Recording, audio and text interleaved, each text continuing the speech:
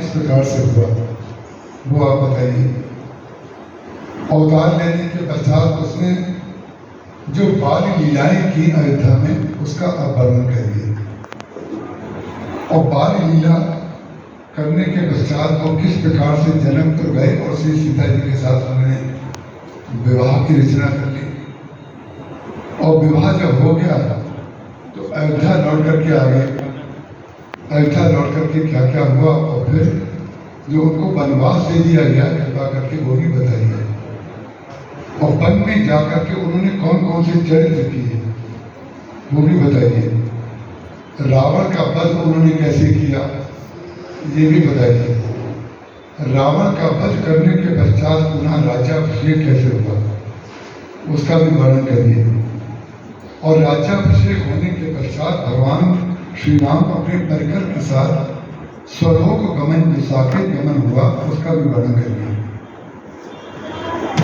और हमें बहुत आनंद की बात इसलिए लग रही है यहाँ पर कि जितने भी लोग हमसे आकर के कमरे में 5 साथ मिले हैं वो चाहे माताएं हों चाहे पुरुष हों, रामायण का बड़ा दिव्य ज्ञान उनको है और बड़े सुंदर प्रश्न करते हैं।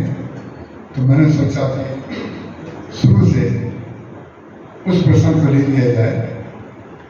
तो 10 प्रश्नों में आपको संक्षेप में मैं बताऊंगा, आप तो सब कथा जानते ही हैं।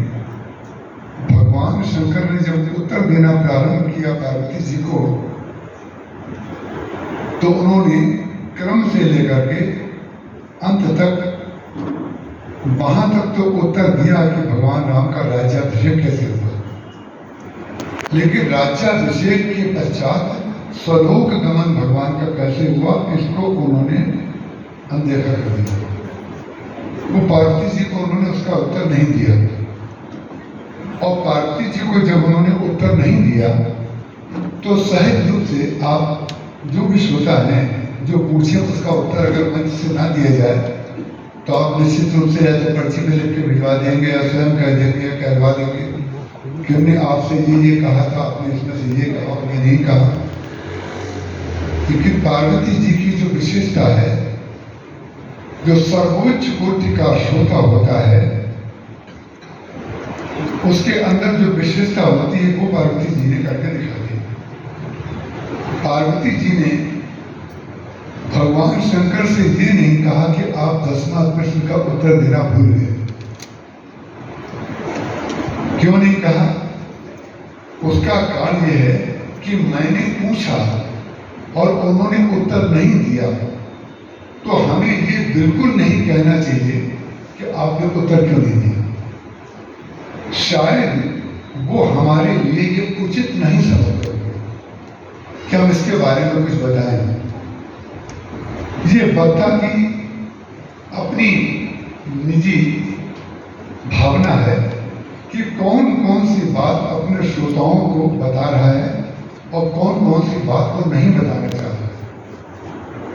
भगवान शंकर ने जब पार्वती जी को 10वें प्रश्न का उत्तर नहीं दिया कि परलोक गमन कैसे हुआ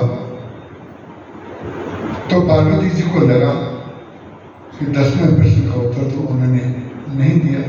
लेकिन बोली नहीं, बोली ऐसा नहीं है, बोली नहीं। उन्होंने पूछा कि क्या तुम और कुछ सुनना चाहते हो क्या? रामचरित मानस का वर्णन तो मैंने पूरा कर दिया। तो पार्वती जी ने एक प्रश्न बहुत ही धीरे से उनसे कर दिया। ये नहीं कहा कि 10वें प्रश्न का उत्तर आपने नहीं दिया, लेकिन 10वां प्रश्न फिर से उन्होंने कर दिया।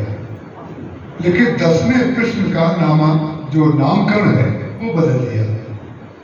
उन्होंने कहा परलोक गमन की बात नहीं, आप कृपा करके ये बताइए जो आपका शिष्य है काकभुसुंडी, इसको कौवे का शरीर कहाँ मिला?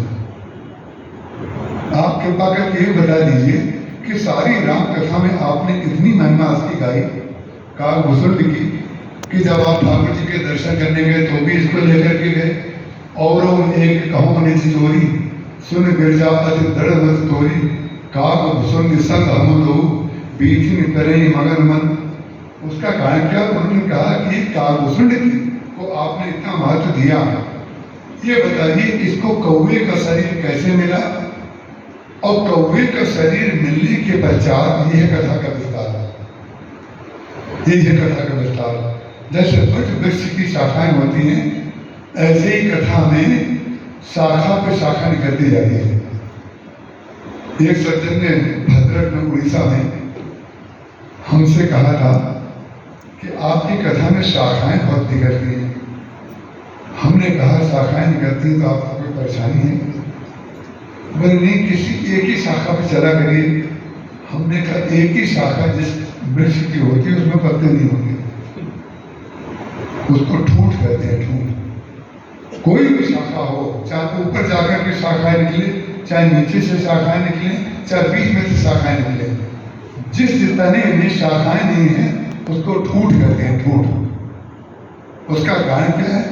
जिसमें विचारों के नए नए विचारों का उद्गम नहीं हो रहा है, नए नए विचार जहां पर नहीं आ रहे हैं, शाखाएं नहीं निकलेंगी तो पत्ते नहीं निकलेंगे, पत्ते नहीं निकलेंगे तो फूल नहीं निकलेंगे, और फूल नहीं आएंगे तो फल नहीं आएगा, और फल नहीं आएगा तो फल का पुनर्जन्म नहीं होगा।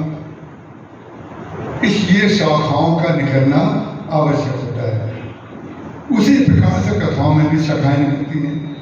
उन्होंने कहा कृपा करके बताइए काकभूषण जी, कौवा, जबकि आप बता चुके हैं कि लोमश जी ने इसको एक वरदान दिया कि तुम चाहें इच्छा मृत्यु का वरदान दिया, जब तुम चाहो तब तो तुम्हारी मृत्यु होगी और तुम कोई भी प्रकार का शरीर धारण कर सकते हो, और जब जैसी भावना करोगे तुम वो कल्पतरु की तरह तुम्हारा मन है कि तुम जो चाहो वो साकार कर सकते हो। लेकिन जब ये वरदान उसको प्राप्त हो गया तो कौवे का शरीर इसने क्यों धारण किया?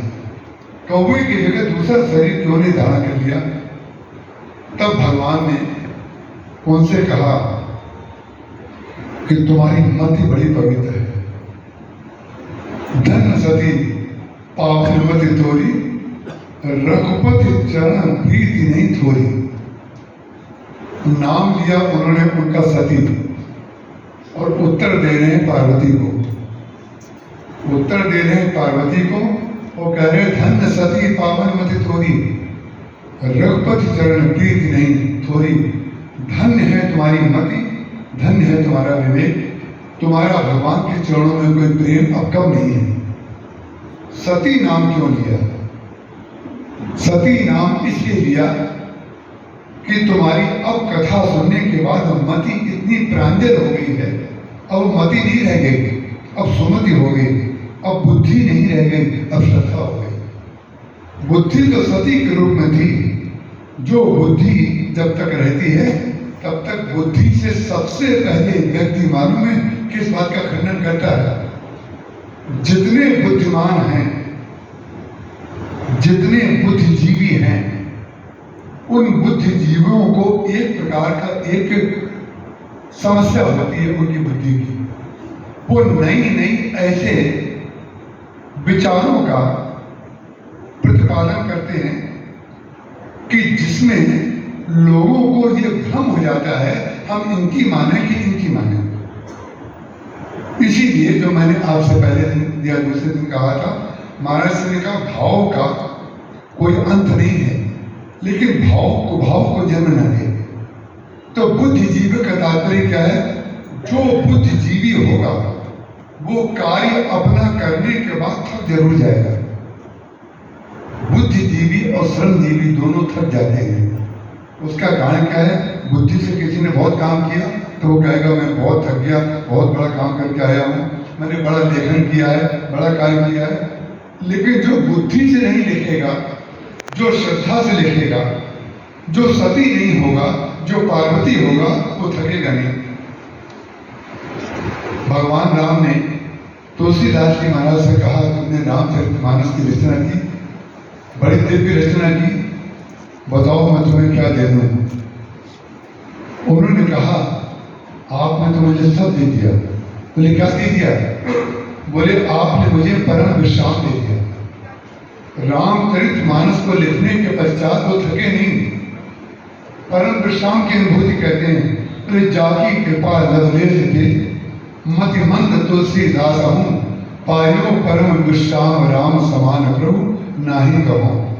राम के समान ऐसा कौन कृपालु हो सकता है, ऐसो को उदार जमाई बिनु